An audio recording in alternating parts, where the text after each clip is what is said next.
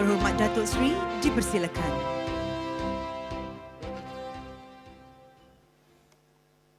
Bismillahirrahmanirrahim. Assalamualaikum warahmatullahi taala wabarakatuh. Salam sejahtera and a very good morning. Yang berbahagia Datuk Shahri Reza Ridwan, Managing Director of Khazanah National, Excellencies, distinguished speakers, guests, ladies and gentlemen.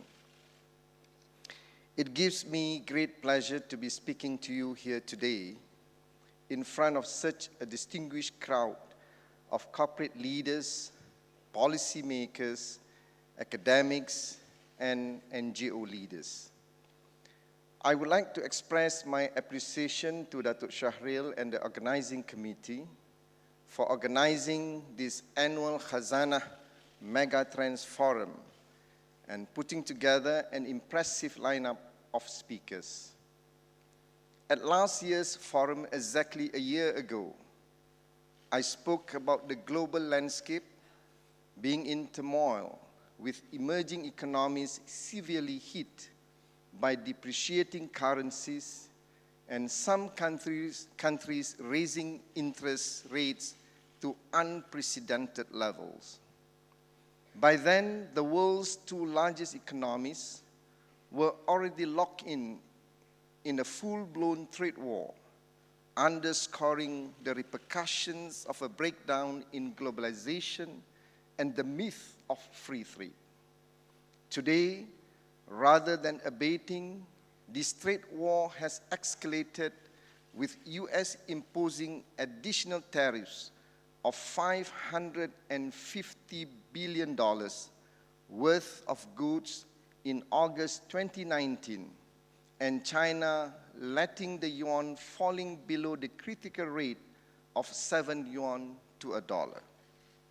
Meanwhile, as of June 2019, global manufacturing numbers fell to the lowest level since 2012, with new orders weakening sharply and business optimism at the lowest level on record. I can go on about how the financial markets are adding to the gloom and stock analysts raising the specter of an impending recession, but I believe we get the picture. Indeed, my purpose is not to be a foreteller of doom and gloom, but merely to do a reality check and to recognize that turbulent times are ahead for the global landscape, including Malaysia. In light of this, the paramount question is how best can we chart a new path for economic growth for the short and medium term. In this regard, our strategic direction for the next 10 years will be guided, or shall I say driven, by Prime Minister Tun Dr. Mahathir Mohamed's new development blueprint, Shared Prosperity Vision 2030, which was launched just last Saturday. Three core objectives of this vision will be our touchstone of success. First, the vision will restructure the Malaysian economy to be more progressive, knowledge-based, and high-valued, with full community participation at all levels. Second, it will spur growth to address economic disparities across income groups, ethnicities, regions, and supply chains to protect and empower the rakyat in ensuring that no one is left behind. Third, through this vision, Malaysia can be developed as a united, prosperous, and dignified nation, subsequently becoming an economic center of Asia. The conventional paradigm of calibrating economic progress solely in terms of GDP growth has proven to be inadequate. While GDP numbers are a useful measure of the economic strength and progress, emphasis must be also given to other signals as economies become more complex, such as the purchasing power of the people.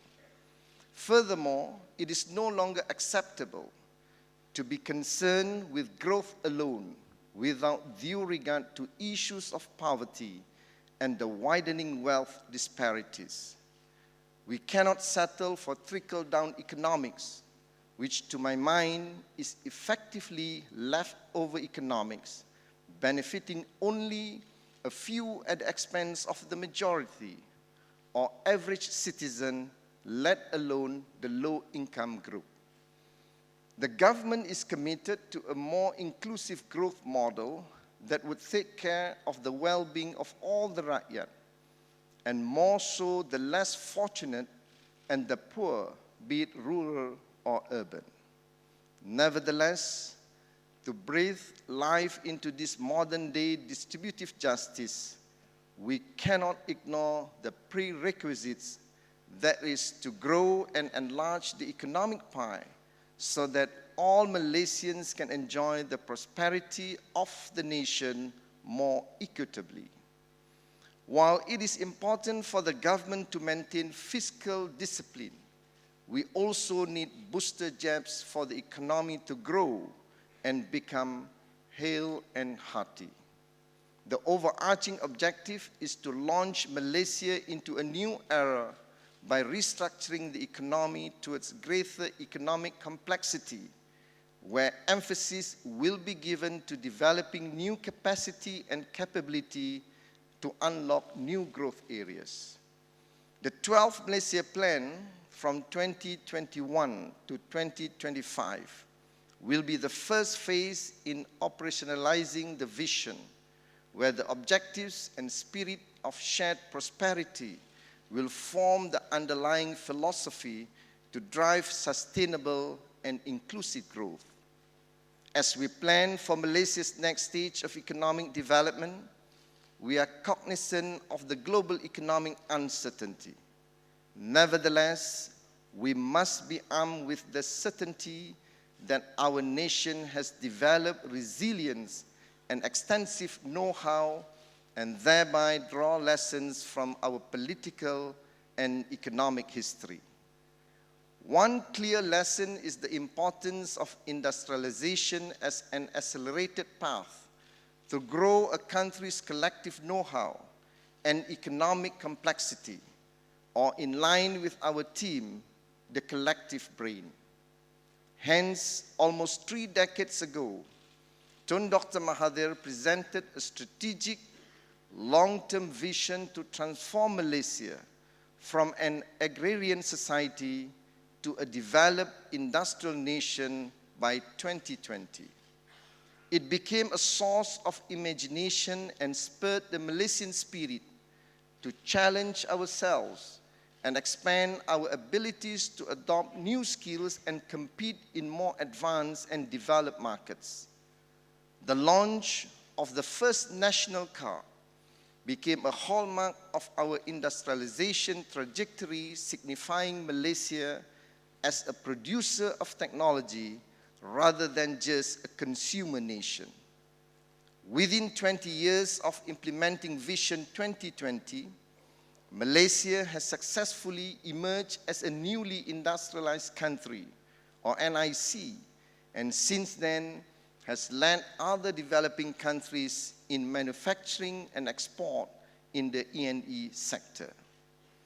Today, this sector has grown into a blend of multinational corporations and national champions, and in 2018, it makes up 38% of Malaysia's total exports. However, particularly in the last decade, our economy has become increasingly reliant on commodity, as evidenced by the export contribution of oil and gas growing from only 6% in 1998 to 15.5% in 2018. This trend gives us cause for concern because the continuous growth of our experience and knowledge as a population has a direct impact on her development for greater economic complexity. According to Harvard's Atlas of Economic Complexity, Malaysia is ranked 28th out of 133 countries, having slipped 2 positions in the past 10 years.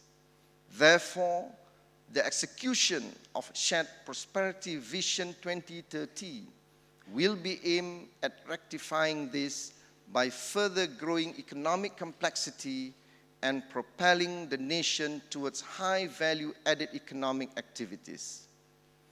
While intensifying technological advancement in expanding our services sector, we also need to prepare our existing industries to adapt to tech disruptions, as well as re-examine supply chains and ensure that the profit pool doesn't just accrue to the large monopolies.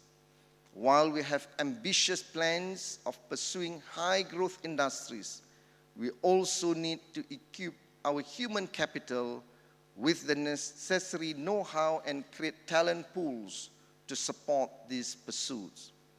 Currently, 60% of employment is semi-skilled, while only 27% are high-skilled, and the remaining 13% are low-skilled. Lower-skilled jobs will continue to suppress average wages. Therefore, the challenge is to generate wage growth to improve living standards for the rakyat. Ladies and gentlemen, in closing, let me reiterate that by placing the prosperity and well-being of its people at the forefront of its development policies, Shared Prosperity Vision 2030 will ensure the equitability of outcomes for all Malaysians.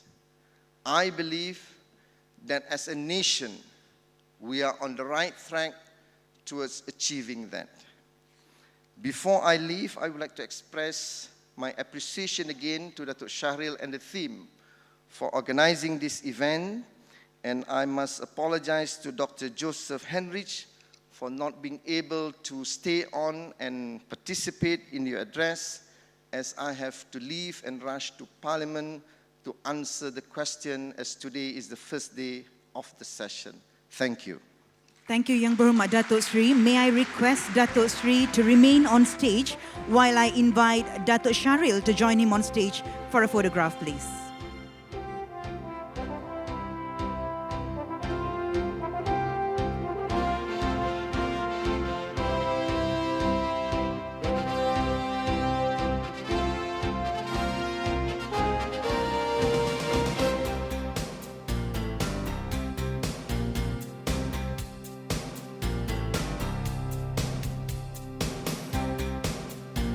Thank you, gentlemen. We once again thank Yang Berhormat Dato Sri Mohamed Azmin Ali, Minister of Economic Affairs Malaysia and Board Member of Khazanah, for delivering the opening address.